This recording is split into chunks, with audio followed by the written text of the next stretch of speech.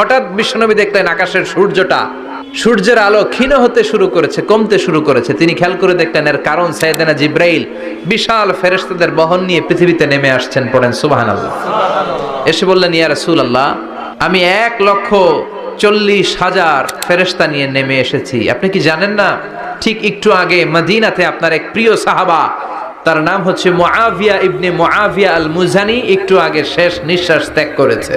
বিশ্বনবী বললেন, ইন্না লিল্লাহি ওয়া ইন্না ইলাইহি রাজিউন। সাইয়েদনা জিব্রাইল বললেন, ও নবী, আপনি কি আপনার প্রাণের সাহাবীর জন্য গায়েবানা জানাজা পড়বেন না?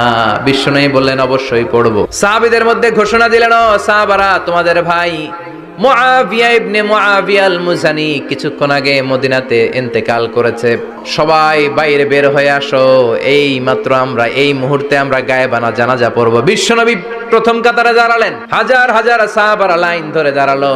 সাইয়েদনা জিব্রাইল 1,40,000 ফেরেশতা নিয়ে সাহাবাদের পেছনে দুইটা লাইনে দাঁড়িয়ে গেলেন।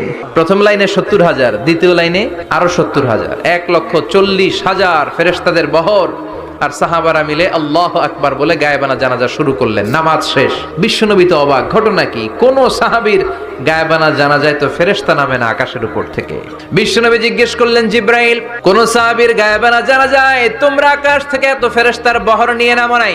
কি এমন আমল করেছে আমার মুআবিয়া? কি এমন ভালো গুণ ছিল, ভালো আমল ছিল, যার কারণে আরশের উপরে তার এত সম্মান?